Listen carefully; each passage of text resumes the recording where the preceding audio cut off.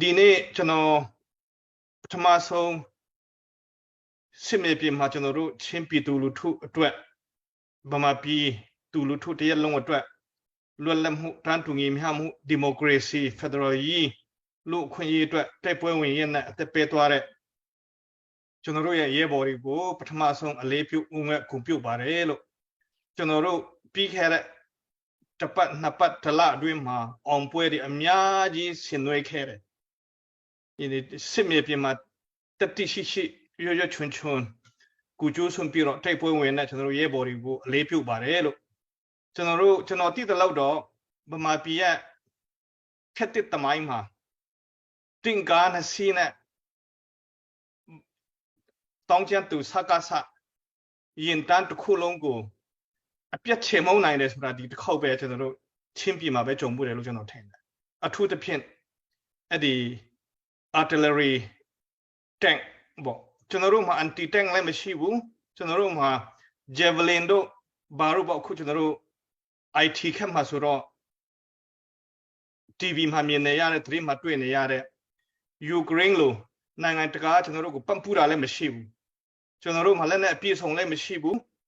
ဒါပေမဲ့ကျွန်တော်တို့ရှိတဲ့ဟာလေးနဲ့ကျွန်တော်တို့တတိရှိရွချွန်းတိုက်ပွဲဝင်ရင်းနဲ့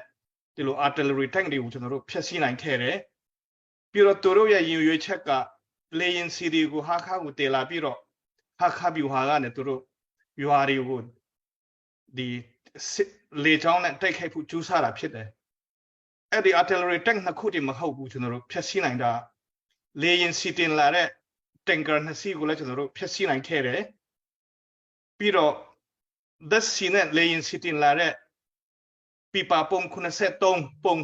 ကျွန်တော်တို့ဖျက်ဆီးနိုင်ခဲ့တယ်အဲ့ဒါအင်မတန်မှလေးစားရမယ့်အရာဖြစ်တယ်ကျွန်တော်တို့တမိုင်းမှတ်တမ်းဝင်တိုက်ပွဲတစ်ခုဖြစ်တယ်အဲ့ဒီမှာကျွန်တော်တို့အင်မတန်မှအားကိုးတဲ့အနာဂတ်အတွက်အားကိုးရမယ်အားထားရမယ်သူရဲကောင်းတယ်အသက်ပေးရတယ်အဲ့အသက်ပေးတဲ့သူရဲကောင်းတွေရဲ့ဘော်ဒီပူတီကနေလေးစားပြီးတော့အုံငက်ဂုဏ်ပြုပါတယ်လို့ပြီးတော့ကျွန်တော်တို့ခုအချိန်မှာဒီအခုကျွန်တော်တို့ပြောတဲ့ဇင်မှု the battle of ဇင်မှုပေါ့ဇင်မှုတောင်ကျောရဲ့တိုက်ပွဲအောင်ပွဲတန်ကိုပဲကျွန်တော်တို့ပြောရတာဖြစ်တယ်တောင်ပိုင်းမှာမတူပီမြို့နယ်မှာမင်းတပ်မြို့နယ်မှာကျွန်တော်တို့အဲ့ဒီကန်ကောနေတစ်ချောက်ဘုံစုံတစ်ချောက်အခုတိုက်ပွဲတွေဖြစ်နေတယ်ချင်းပြင်းထန်မှာတိုက်ပွဲတွေဖြစ်နေတယ်စစ်ကောင်စီတောင်းကျမ်းသူတွေကတော့သူတို့မြေပြင်ကနေမနိုင်တော့တဲ့အတွက်လေချောင်းအားကိုပြီးတော့သူတို့တရဲပေါ်ချောင်းလေပေါ့တရဲပေါ်ချောင်းဆိုတာဖြစ်သူတို့မနေ့ကလည်းကျွန်တော်တို့စခန်းတစ်ခုကိုဘုံကျဲလိုက်တယ်အဲ့ဒီမှာလည်းကျွန်တော်တို့အသက်ဆုံးရှုံးသွားတဲ့လူ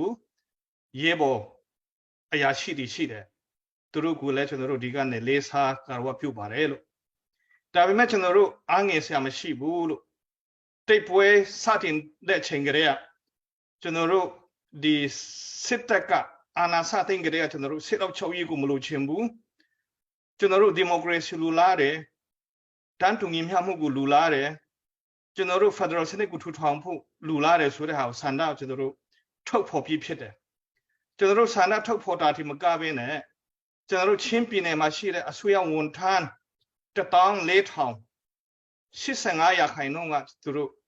non CDM ဝင်ပြီးတော့တော်လှန်ခဲ့တယ်အဲ့ဒီတော်လှန်တိုက်ပွဲဝင်မှုကြောင့် CDM အစိုးရဝန်ထမ်းတွေ CDM တိုက်ပွဲဆင်နွှဲမှုကြောင့်ချင်းပြည်မှာစကားစစ်ရန်တရားတစ်ခုလုံးကြော်ယူကျူးသွားတယ်လို့ဖြစ်သွားတယ်စကားတနှစ်အကြာမှာပြန်ပြီးတော့အဲ့ဒီ CDM ဝင်သွားတဲ့လူတွေနေရာမှာအစားထိုးဖို့ကြိုးစားပါသေးတယ်အလုတ်ခေါ်တယ်ဒါပေမဲ့ကျွန်တော်တို့ချင်းပြည်နယ်မှာအလုတ်ပြန်လျှောက်တဲ့လူကတုံညဘယ်သူမှအလုတ်ပြန်မလျှောက်ဘူးအဲ့ဒီမှာကျွန်တော်တို့ချင်းပြည်သူလူထုရဲ့ဆန္ဒကိုအတိအလင်းကဘာတိအောင်ဖော်ပြပြီးဖြစ်တယ်ကျွန်တော်တို့ခုချင်းအမျိုးသားတပ်မတော်နဲ့ချင်းကာကွယ်ရေးတပ်ပေါင်းစု CJDC ကကျွန်တော်တို့အောင်ပွဲအလီလီခံနိုင်တယ်ဆိုတာကျွန်တော်တို့ချင်းပြည်သူလူထုရဲ့အားပေးထောက်ခံမှုတကဘာလုံးမှာရှိတဲ့ကျွန်တော်တို့ချင်းအရှိအနောက်တောင်မြောက်ဥရောပအာရှအမေရိကကိုရောက်တဲ့နေရာကနေတိတ်ပွဲတွေဆွေးနွေးနေလို့ကျွန်တော်တို့ရှိတိုင်းရဲဘော်တွေအောင်ပွဲအလီလီခံနိုင်တာဖြစ်တယ် ကျွန်တော်တို့အဆုံးသက်အောင်ပွဲခံမှာဖြစ်တယ်ဆိုတော့ကျွန်တော်မူချယုံကြည်တယ်အဲ့ဒီလိုကျွန်တော်တို့ချင်းပြည်မှာအောင်ပွဲတွေလက်နဲ့အင်အားမမျှပေမဲ့လူအင်အားမမျှပေမဲ့သူတို့တိုက်လေယာဉ်တွေ jet fighter တွေ helicopter gunship တွေ armor tank တွေတုံးပေမဲ့သူတို့ရဲ့လက်နက်တွေသူတို့ရဲ့အင်အားတွေဟာထိရောက်မှုမရှိပါဘူးကျွန်တော်တို့သူတို့ရဲ့ armor tank တွေကိုဖျက်ဆီးနိုင်တယ်သူတို့ရဲ့ helicopter gunship တွေကိုကျွန်တော်တို့အဲ့ဒီအခုထလို့လူထားပြီးတော့သူတို့ထွက်ပြေးတဲ့ဟာတွေကျွန်တော်တို့ဗီဒီယိုနဲ့တကဘာလုံးကိုပြသပြီးဖြစ်တယ်ကျွန်တော်တို့အဲ့ဒါကြောင့်နောက်တက်လာမဲ့စကားစတောင်းချမ်းသူတွေမင်းတဲ့ဖက်ကနေပဲတက်ကန်ကိုလန်ကနေပဲတက်ကလေးဖလမ်လန်ကနေပဲတက်ခင်ဗျားတို့အလာမဟုတ်ရင်အပြန်မှာခင်ဗျားတို့ပျက်စီးခြင်းကိုရောက်မှာပဲအဲ့ဒါဒီချင်းချောက်တာမဟုတ်ဘူးအဟုတ်အမှန်ကိုပြောတာအကောင်ပကတိပြန်ရောက်မှာမဟုတ်ဘူးကျွန်တော်တို့မှာချင်းအမျိုးသားတက်မတော်ရချင်းကကွယ်ရတပ်ဖွဲ့တွေရလက်နဲ့အင်အားမမျှပေမဲ့ကျွန်တော်တို့စိတ်အားဖြင့်အများကြီးတာလို့တယ်ကျွန်တော်တို့ပြည်သူတရက်လုံးကလွတ်လပ်မှုကိုပဲလူလာတယ် nothing more nothing less we want freedom we want equality we are going to win this war တိုက်ပွဲမစခင်ကတည်းကကျွန်တော်တို့စိတ်ထဲမှာအောင်ပွဲကရှိပြီးသားအဲ့ဒါကြောင့်ပဲခင်ဗျားတို့ရဲ့ artillery tank တွေတန်ချက်ကားတွေ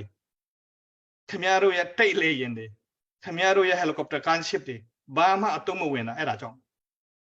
နောက်လဲမှတ်ထားကြပါတက်လာရင်လမ်းတစ်လျှောက်ကျွန်တော်တို့ချင်းယူရတဲ့နဲ့တူမင်းနဲ့ခင်ဗျားတို့ကိုပြစ်မယ်ချင်းလေးများလှန်ဓာတ်နဲ့ခောက်မယ်ခင်ဗျားတို့ကိုကျွန်တော်တို့ရှိတဲ့ automatic rifle တွေနဲ့ပြစ်မယ်အဆုံးစွန်ကျွန်တော်တို့တောင်ဆောင်မှာခင်ဗျားတို့ကိုကြောက်တုံးတွေကိုလှိမ့်ပြီးတော့ခင်ဗျားတို့ကိုကျွန်တော်တို့တိုက်ခိုက်အလာမှာခင်ဗျားတို့မပြည့်စည်ရင်အပြန်မှာပြည့်စည်မှာပဲအဲ့ဒါကြောင့်နောက်တက်လာမဲ့စကားစစ်သားတွေစိတ်ထဲမှာအဲ့ဒါမှတ်ထားအလာမဟုတ်ရင်အပြန်တင်မှာပဲဒါကြောင့်ခင်ဗျားတို့ကိုချင်းပြသွားဖို့တာဝန်ပေးတယ်ဆိုကြတဲ့တောင်မတက်ခင်ချင်းပြနဲ့မြေပြန့်ကြမှာခင်ဗျားတို့လက်နဲ့ချပြီးတော့ခင်ဗျားတို့မိန်းမရှိခင်ဗျားတို့ဆွေမျိုးတွေပြန်ထွက်ပြေးဒါမှမဟုတ်ရင်ကျွန်တော်တို့ကောက်ွယ်ရေးတပ်ဖွဲ့တွေစီကိုတနက်နဲ့လာခဲ့လက်နက်နဲ့လာခဲ့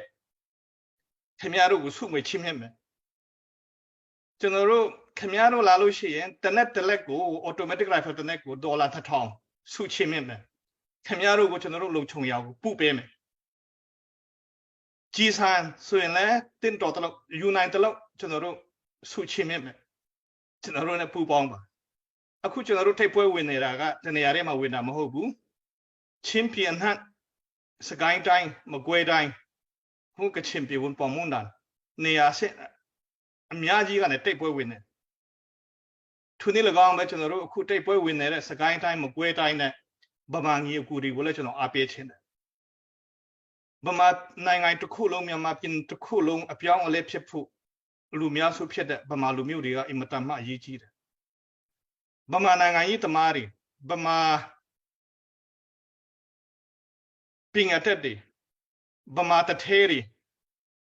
ခမရတို့ရဲ့ဥစ္စာစီစဉ်ခမရတို့ရဲ့ကျွမ်းကျင်မှုခမရတို့ရဲ့ခေါင်းဆောင်နိုင်ရေးခမရတို့ရဲ့နိုင်ငံရေးဥဆောင်နိုင်မှုအခုချိန်မှာပြည်သူလူ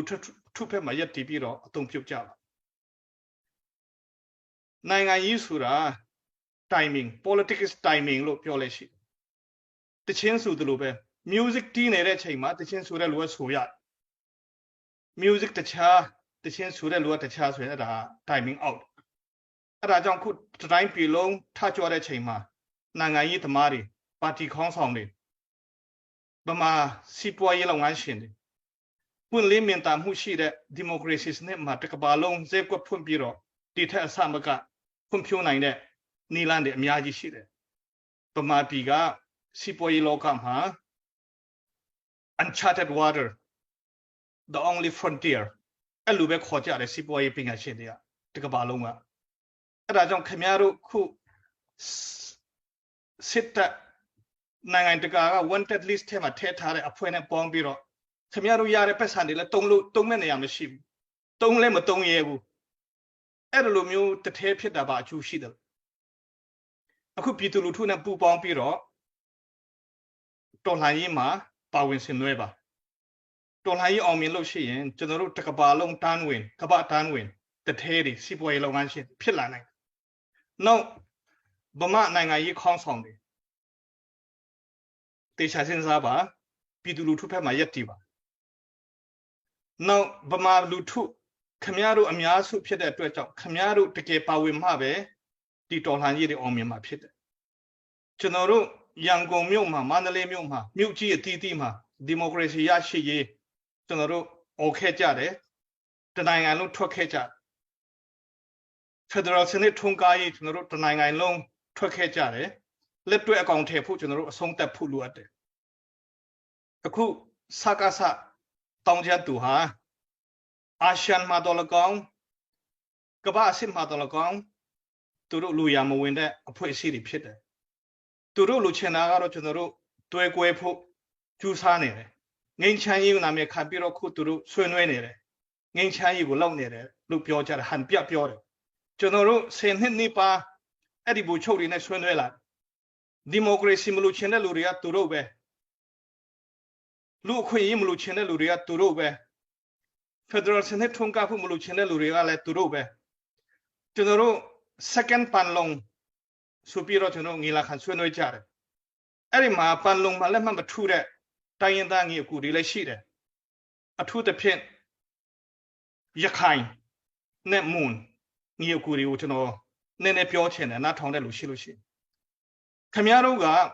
ပင်လုံမှာလက်မှတ်မထူခဲ့တဲ့အကြောင်းရင်းရှိတယ်အဲ့ဒါသမိုင်းကွန်မှန်တိုင်းပဲပြောမယ်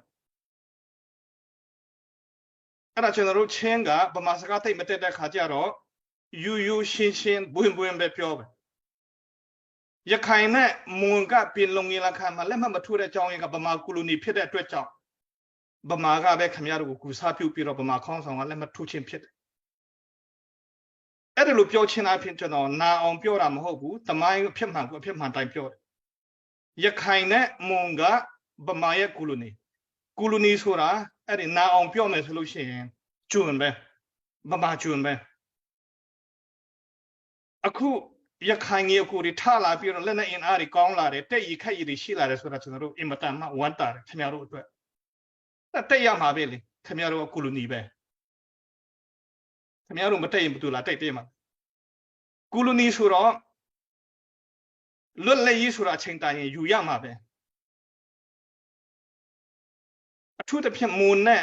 ရခိုင်ကဖက်ဒရယ်တို့ဘာတို့အော်ဆရာမရှိဘူးကျွန်တော်အမြင်ပြောတာယူတာ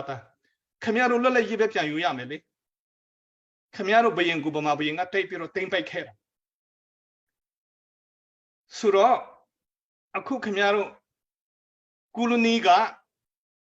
လာလောက်တဲ့လူတွေနဲ့ငင်းချမ်းရေးလောက်တယ်ဆိုတာတမိုင်းမှာမရှိဘူးကိုလိုနီကငင်းချမ်းရေးမယူရဘူးကျွန်းကသူ့ကိုကျွန်းလောက်တဲ့လူနဲ့ငင်းချမ်းရေးမလုပ်ရဘူးမလွတ်လက်မချင်းတက်ရတယ်အဲ့ဒါကြောင့်ရခိုင်ငယ်ကိုတွေရခိုင်လူငယ်တွေခင်ဗျားတို့ရဲ့ဒီချက်ကိုကျွန်တော်ဒီနေ့တိတ်ထွန်းချင်တယ်တိုက်ပါအခုကျွန်တော်တို့ဘာမှလည်းနဲ့မရှိတဲ့လူတွေတောင်းတိတ်ပွဲဝင်ပြတော့အောင်ပွဲအလီလီခန်းနေတာပဲမွန်ဆိုရင်လည်းထူနေလကောင်းပဲမွန်လူငယ်တွေထပါတိတ်ပွဲဝင်ပါမွန်တွေကအင်မတန်မှအစင်လာကြီးမာတဲ့လူမျိုးတွေဖြစ်တယ်မွန် kingdom မွန်ဘီယင်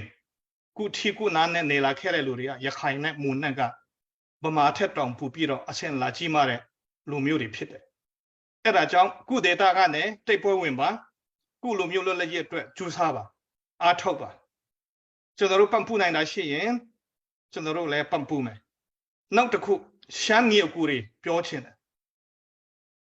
ရှမ်းလူမျိုးဆိုတာနိုင်ငံရေးအရာအင်မတန်မှရှိတန်းမှာတိုင်းရင်းသားတွေအားလုံးကိုဥဆောင်ခဲ့တဲ့လူမျိုးတွေဖြစ်တယ်အမျှော်အမြင်ကြီးမားတဲ့ခေါင်းဆောင်တွေဖြစ်တယ် Federal စနစ် Democracy စနစ်ထွန်းကားအောင်တိုင်းရင်းသားတွေပြင်လုံမှာလည်းမထူတဲ့အချိန်မှာတိုင်းရင်းသားတွေပြင်လုံမှာလည်းမထူတဲ့ချင်းကချင်ရှမ်း งี้กูรีเทมาฉันของสองเดียในงานเยี่ยอุสองมุขังกันนำมาป่าวินแค่ชินเปียวยาไม่สวยฉันในงานยี่ฉันตัวไหนยี่สุดในงานตะการก็ตัวเปียวกระเรกะบิงเนสสัตเดลุมีเนจาร์บิงคงตัวเราเด็ดพูดสิบิงคงกูเด็ดพูดสิลูกเป็นมีเนจาร์จนเราเงินใช้กาลามาฉันของสองดีเนี่ยขิงคุยยาแค่อิมตามมาตัวเรของสองดีผิดเด้อิมตามมาเลสาเทเดของสองดีผิดအခုတတိုင်းပြည်လုံးထပြီးတော့ဒီစစ်အာဏာရှင်စနစ်ကိုပုံကန်နေတဲ့ချိန်မှာခမည်းတော်ကအဲ့ဒီစစ်အာဏာရှင်တစ်တော်ရီခေါယောင်းတဇန်ဇတာရီခူယောင်းမူရဆေဝနဲ့နာမည်ကြီးနေတဲ့ link ဖြစ်နေတဲ့အခုထိုင်းမှာဖြစ်နေတဲ့ဖန်ဆီးမှုတွေမူရဆေဝယောင်းဝင်မှုနဲ့ပတ်သက်တဲ့ဖောက်ကားမှုတွေနဲ့ပတ်သက်တဲ့စစ်ခေါင်းဆောင်နဲ့တွားပြီးတော့နေပြီးတော့မလက်ဆွဲပြီးတော့ငိမ့်ချမ်းရဲ့အကြောင်းပြောတယ်ဆိုတာခမည်းတော်ကနိုင်ငံတကာကမြင်ပြတာဖြစ်တဲ့ဒီရှားအဖွဲ့တွေကဘင်းကွန်ကူရဲ့အဖွဲ့တွေလို့မြင်တဲ့ဟာတွေကိုတွားပြီးတော့ confirm လုပ်သူတို့မျိုးဖြစ်သွားတယ်အဲ့လိုမဖြစ်တဲ့ဘူးခမည်းတော်ကအင်မတန်မှလေးစားထိုက်တဲ့ပုံကိုယ်တွေဖြစ်တယ်ကျွန်တော်ကိုယ်တိုင်ခမည်းတော်ကိုကျွန်တော်မိတ်ဆွေအနေနဲ့လည်းခင်မင်းတယ်တော်လှန်ရေးရဲဘော်ရဲဖက်အနေနဲ့လည်းခင်မင်းတယ်အဲ့ဒါကြောင့်